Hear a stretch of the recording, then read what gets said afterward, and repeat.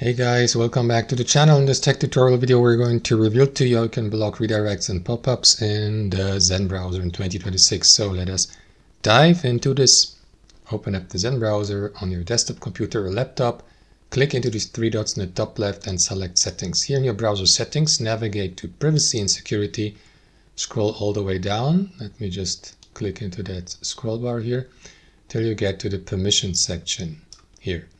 And at the bottom of it, you will find that block pop-up and third-party redirects. So make sure that this is enabled. It will be on default, but if that's not the case, or if you accidentally disable it, you may enable it here back again. You may also manage exceptions, add websites you treat as exceptions for that by entering their URL here and save that change here, so that these websites are or may be excluded from that rule. And that's how it works, guys. Thanks for watching. Hope you enjoyed it, got some value from it, and we'll catch you later.